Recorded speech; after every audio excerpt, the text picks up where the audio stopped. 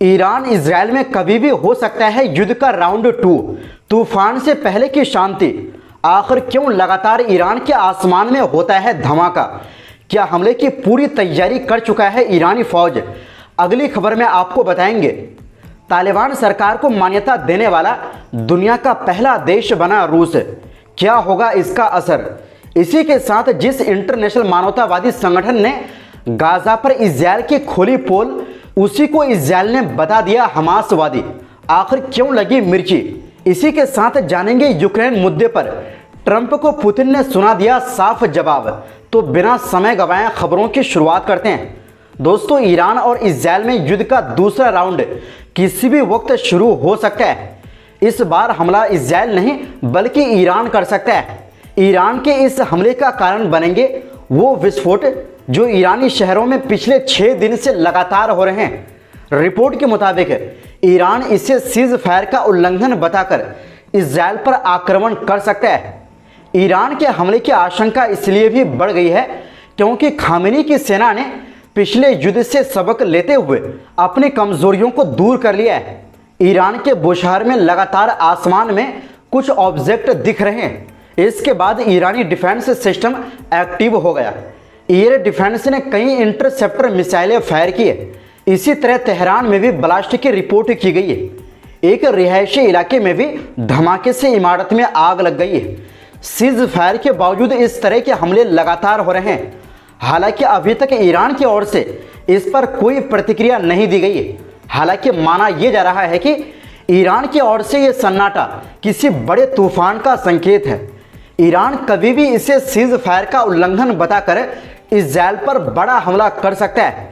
दुनिया की कई खुफिया एजेंसियों ने इस बात की रिपोर्ट दी है कि ईरान और इजराइल के बीच किसी भी वक्त जंग शुरू हो सकती है। पिछले युद्ध से सबक लेते हुए ईरान रूस और चीन की मदद से अपनी कमजोरी दूर कर रहा है।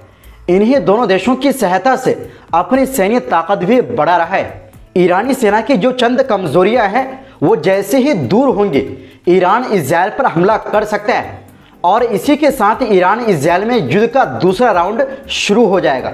दोस्तों, ईरान और इजराइल के बीच 12 दिन चली जंग में ईरानी सेना की कई कमजोरियां सामने आई, जैसे कमजोर एयर डिफेंस, वायुसेना की क्षमता की कमी और पुराने रडार सिस्टम। इजराइल के हवाई हमले इसी वजह से ज्यादा असरदार रहे। अब ईरान इन कमियों को दूर कर रहा है। रिपोर्ट के मुताबिक ईरान चीन से 40 J-10 से फाइटर जेट खरीदने की तैयारी में है और एयर डिफेंस सिस्टम भी मंगा कर तैनात कर चुका है। साथ ही रूस की मदद से रडार सिस्टम को भी अपग्रेड किया गया है। ईरान के नए chief of staff major general Mousavi ने जो कुछ कहा है उससे युद्ध की आहट सुनाई दे रही है। दरअसल उन्होंने कहा कि अगर सैन्य कार्रवाई की जरूरत हुई तो वो पहले से कहीं अधिक सशक्त और विनाशकारी होगी। अगर इजराइल फिर से अटैक करता है तो हमारा जवाब बहुत खतरनाक होगा और इजराइल के मुंह पर जोरदार तमाचा पड़ेगा। वहीं दूसरी ओर दोस्तों, रूस ने अफगानिस्तान में तालिबान की सरकार को एक बड़ा तोहफा दे दिया है। गुरुवार को रूस ने अफगानिस्तान के नए राजदूत की पहचान मंजूर कर ली है, यानी उन्हें एक्सेप्ट कर लिया है। इसका मतलब साफ है कि रूस अब तालिबान सरकार को आधिकारिक तौर पर मानता है। रूस के विदेश मंत्रालय ने कहा है कि यह कदम दोनों देशों के बीच रिश्ते मजबूत करने में मदद करेगा।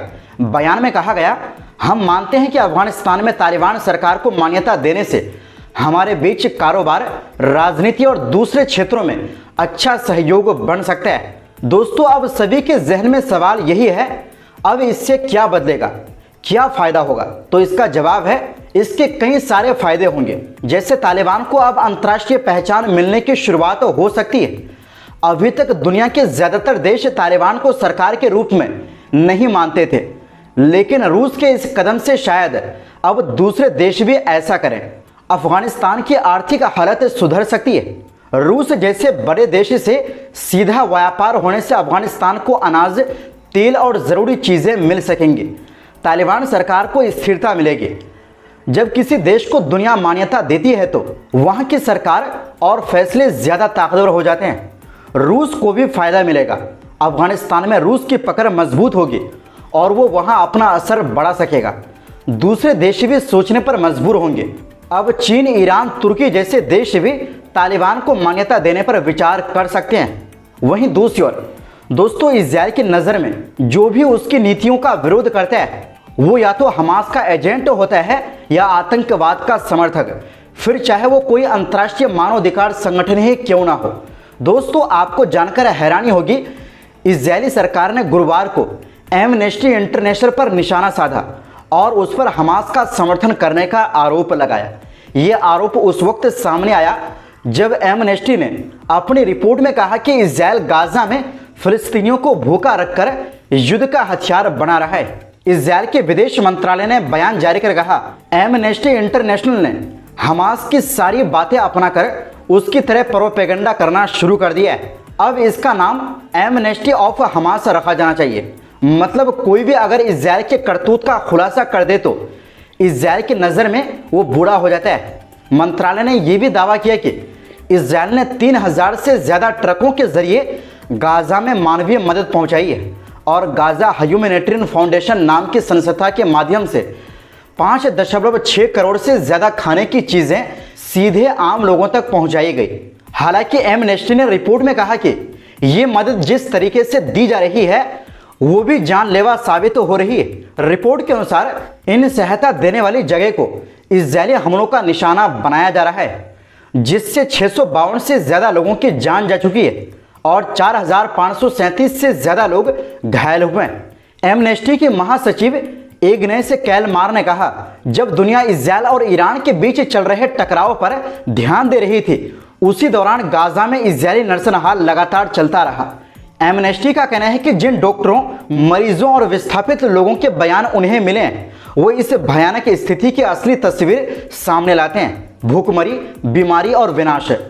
गाजा की स्थिति पर बात करते हुए एमनेस्टी ने कहा, फिलिस्तीनियों को हर दिन कम से कम 500 ट्रकों की ज़रूरत है, लेकिन 2 मार्च से अब तक इजराइल केवल कुछ ही ट्रकों को एंट्री दे रहा है।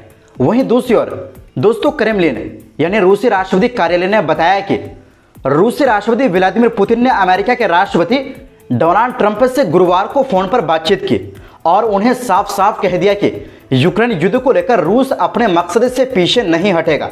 हालांकि क्रेमलिन ने यह भी कहा कि रूस अभी भी बातचीत के जरिए इस संघर्ष को सुलझाने में दिलचस्पी रखता है।